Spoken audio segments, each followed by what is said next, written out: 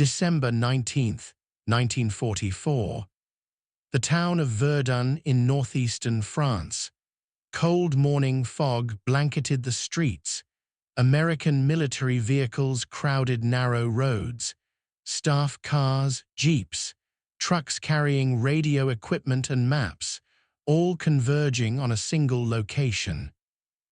A barracks building that had been converted into an emergency command center.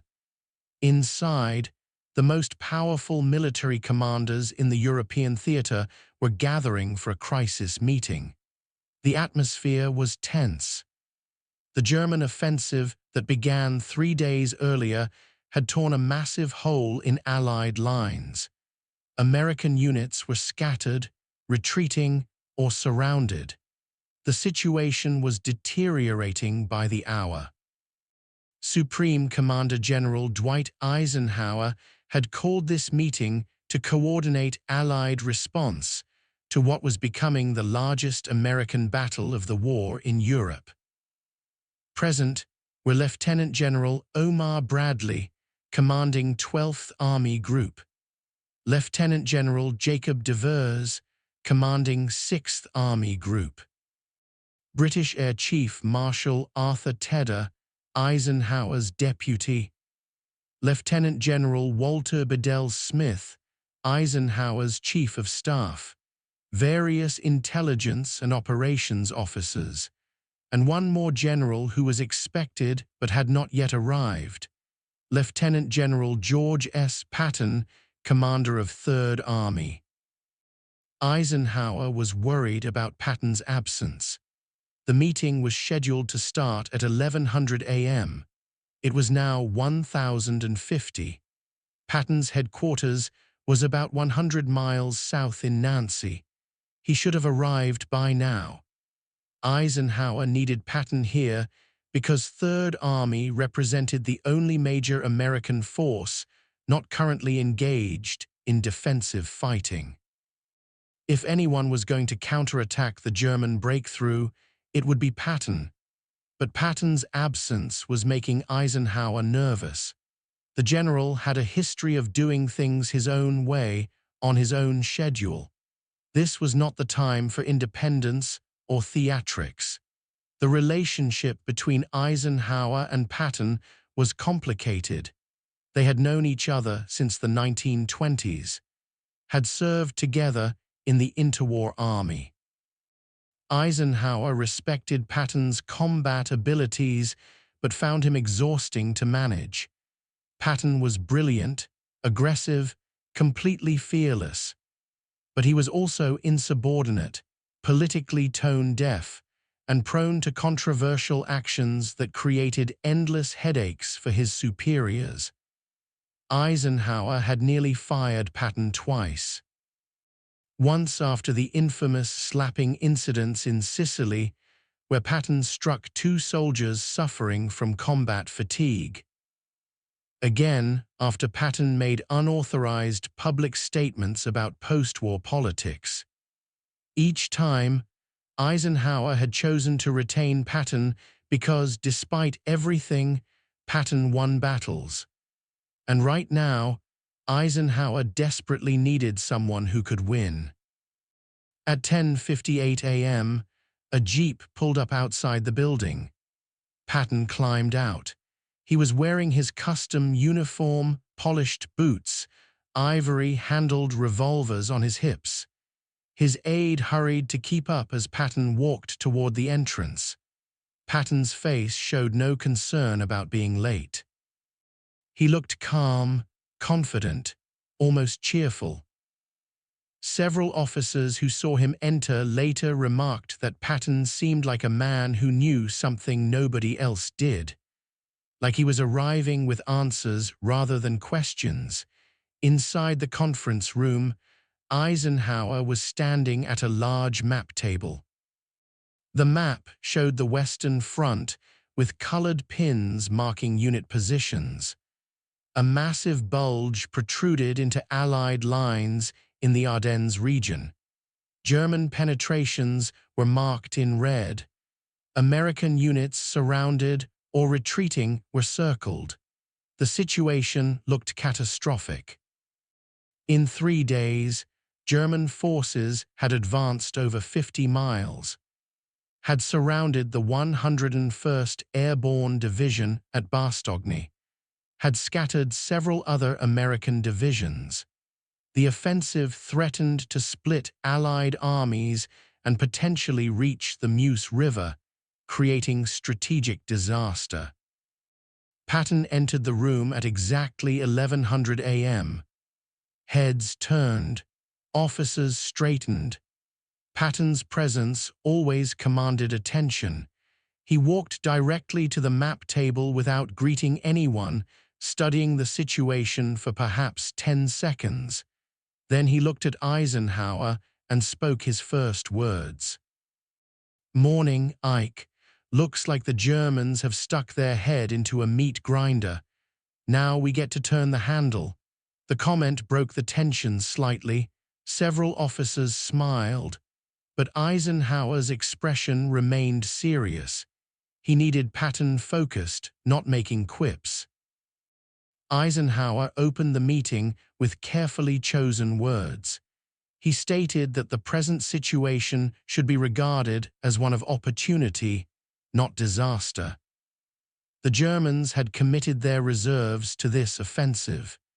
If Allied forces could contain the breakthrough and then counterattack, they could destroy significant German combat power, but time was critical. The 101st Airborne at Bastogne was surrounded and under heavy attack. Other American units were scattered and needed support. Eisenhower needed plans for immediate counteroffensive operations. Patton interrupted. He asked if Eisenhower wanted ideas or actions. Eisenhower paused, slightly annoyed by the interruption. He said he wanted both. Patton nodded. Then he stated that before leaving his headquarters the previous evening, he had ordered his staff to prepare 3 contingency plans for different scenarios. Each plan involved disengaging Third Army from its current offensive operations in the Saar region, rotating the entire army 90 degrees to face north, and attacking into the southern flank of the German breakthrough. His staff had worked through the night calculating logistics, movement schedules, and attack timelines. The room went silent. This was extraordinary preparation. Most commanders at the meeting had come with general concepts, but no detailed plans. Patton had arrived with 3 fully worked-out operational plans ready to execute.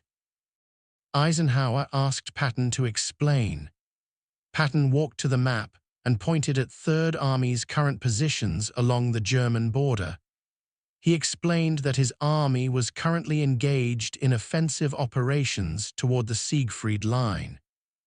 To respond to the German breakthrough, he would have to disengage from combat, pull units back, rotate them north, move them over 100 miles in winter conditions, and then launch coordinated attacks.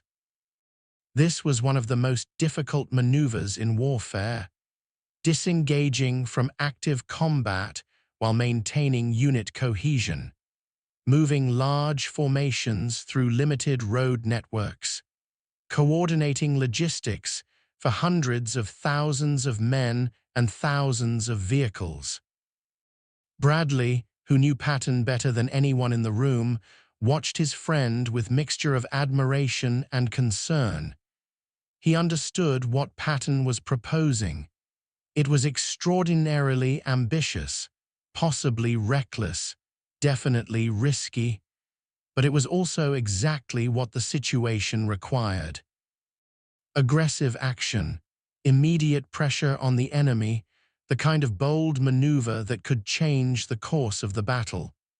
Patton finished his explanation and looked at Eisenhower. He stated that Third Army could attack north with 3 divisions in 48 hours, on December 21st, 2 days away. Eisenhower's reaction was immediate skepticism. He asked Patton if he was serious. 48 hours to disengage 3 divisions, move them over 100 miles, and launch a coordinated attack. Patton confirmed he was completely serious. His logistics staff had calculated fuel requirements, movement schedules, and assembly areas. His intelligence staff had identified German positions and weaknesses. His operations staff had prepared attack orders that could be issued immediately. Everything was ready. He just needed Eisenhower's authorization. Eisenhower studied Patton's face, searching for the usual bravado or showmanship. But Patton's expression was completely serious. No grin, no theatrical gestures, just professional assessment delivered with absolute confidence. Eisenhower asked about the risks. What if German resistance was stronger than expected? What if weather prevented adequate air support? What if logistics broke down during the movement? Patton acknowledged all these risks, but stated they were acceptable compared to the risk of allowing the German offensive to continue unchecked. Every day of delay gave Germany time to consolidate gains. Speed was essential. Lieutenant General de Vries spoke up. He commanded the army group to Patton's south. He asked what would happen to Patton's current sector if Third Army pulled out. Who would hold the line? Patton responded that de Vries' forces could extend their coverage to fill the gap. It would stretch de Vries' units thin, but defensively it was manageable. The critical point was getting Third Army into position to attack the German flank. De Vries nodded reluctantly. He understood the logic, but was concerned about the execution. Eisenhower looked around the room, asked if anyone else had alternative proposals. Silence. Nobody else had come prepared with detailed operational plans. Nobody else had units positioned to strike immediately. The reality was stark. Patton's Third Army was the only force capable of mounting a significant counterattack in the time available. The question was whether Eisenhower trusted Patton to actually deliver what he was promising. The tension in the room was palpable.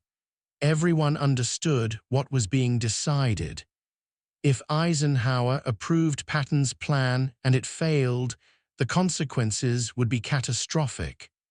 The German offensive would continue unchecked. The 101st Airborne at Bastogne would be annihilated. American casualties would mount. Strategic initiative would shift to Germany. But if Eisenhower delayed, waiting for more conservative plans or larger forces, the opportunity to strike decisively might be lost. The Germans would dig in, reinforce their positions, turn temporary breakthrough into permanent gains. Eisenhower made his decision.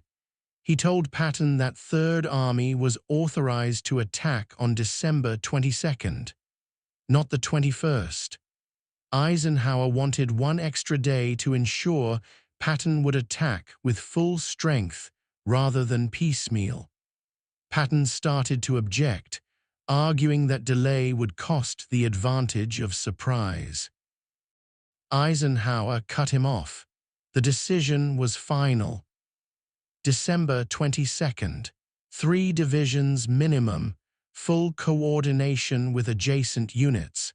Patton would have operational freedom in how he executed the attack, but the timeline was not negotiable. Patton accepted the decision without further argument. He understood Eisenhower's concern, understood the Supreme Commander needed to balance aggressive action with reasonable caution. Patton saluted and left the room immediately to begin issuing orders.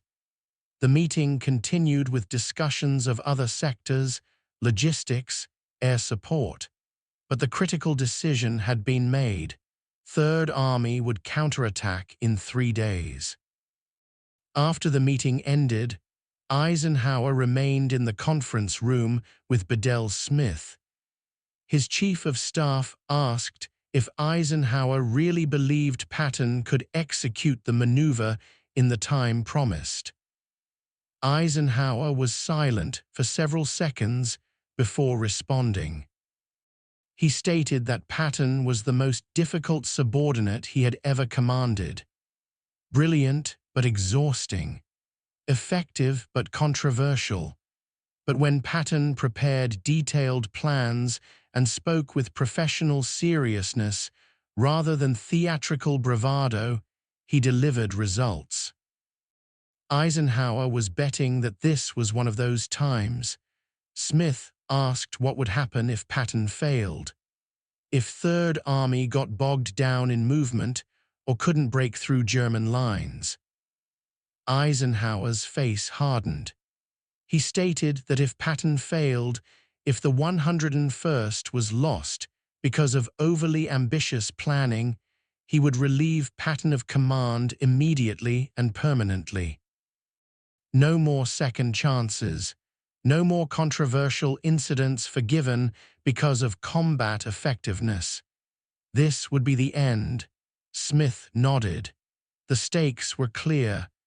Patton was being given one final opportunity to prove his value exceeded his problems. What happened over the next 3 days became one of the legendary achievements of American military history. Patton returned to his headquarters in Nancy and immediately activated the contingency plans his staff had prepared. Orders went out to all Third Army divisions. Combat units were pulled back from frontline positions. Assembly areas were designated. Movement schedules were distributed. Fuel and ammunition were stockpiled. Medical units were repositioned. Everything moved with precision that seemed impossible given the scale and complexity. The weather was terrible. Snow, ice, freezing temperatures. Roads became treacherous, vehicles slid off icy surfaces, soldiers marched through blizzards. But Third Army kept moving. Over 250,000 men, thousands of vehicles, hundreds of tanks. All rotating 90 degrees and moving north through some of the worst winter weather in decades. Patton personally drove to checkpoints, inspecting traffic control, verifying that units were staying on schedule. He slept maybe 3 hours each night, spending the rest of his time coordinating the massive movement. At Bastogne, the 101st Airborne was under siege. German forces surrounded the town, attacked repeatedly. The American paratroopers held but were running out of ammunition and medical supplies. Weather prevented aerial resupply. Casualties mounted. The division commander, Brigadier General Anthony McAuliffe, received a German surrender demand on December 22nd. His response became famous. Nuts. A single-word rejection that summed up American determination. But determination alone would not save the division. They needed relief. Soon. On December 22nd, exactly on schedule, Patton's forces attacked. The 4th Armored Division led the assault, driving north toward Bastogne. Progress was slow. German resistance was fierce. Winter weather hampered coordination. But Third Army kept pushing. Patton drove forward positions daily, pushing commanders to maintain pressure, to keep moving regardless of casualties or difficulties. His intensity bordered on ruthlessness. He relieved commanders who he felt were not aggressive enough, demanded results that seemed impossible, but the army kept advancing. At Eisenhower's headquarters, Situation reports arrived hourly. The Supreme Commander tracked Patton's progress with mixture of hope and anxiety. The attack was proceeding.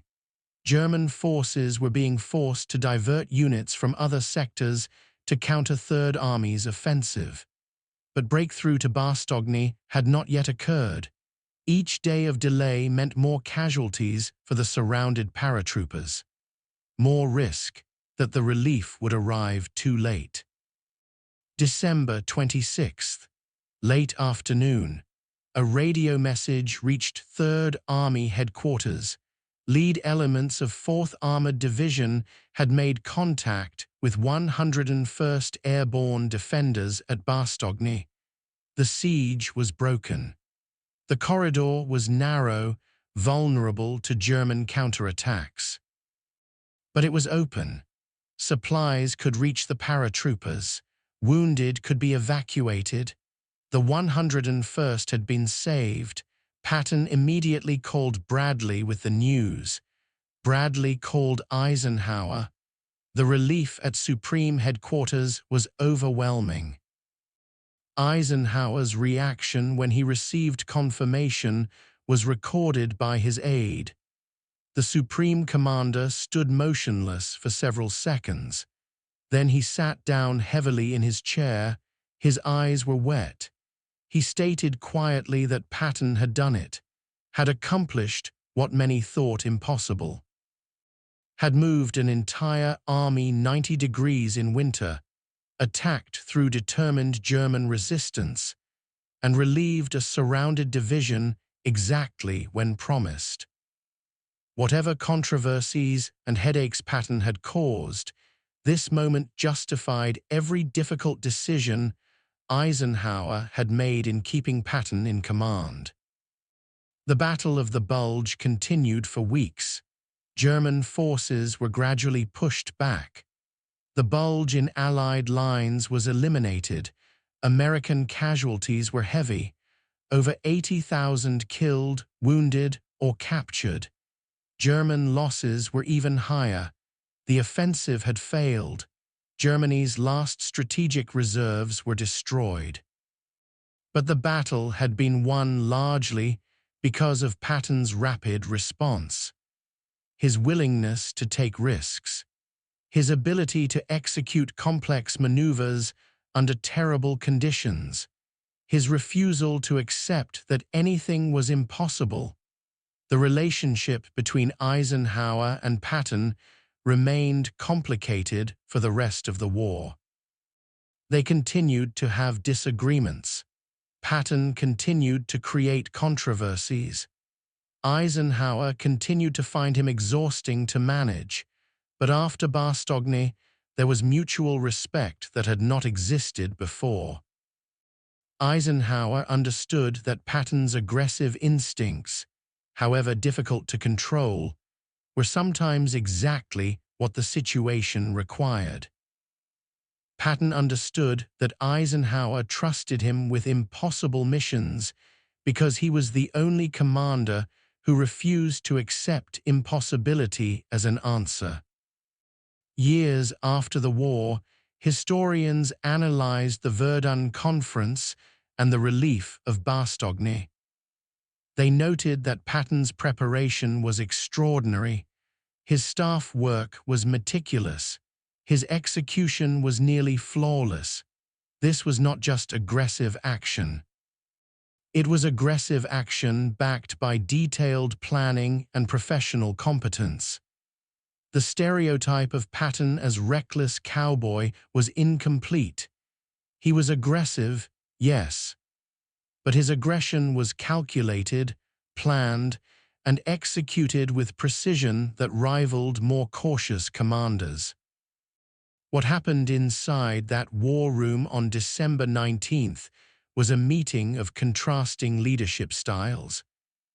Eisenhower represented coalition command, political awareness, careful balance of competing interests. Patton represented combat command, operational focus. Willingness to take calculated risks. Both were necessary. Eisenhower needed Patton's aggression to execute decisive operations. Patton needed Eisenhower's authority to provide freedom of action.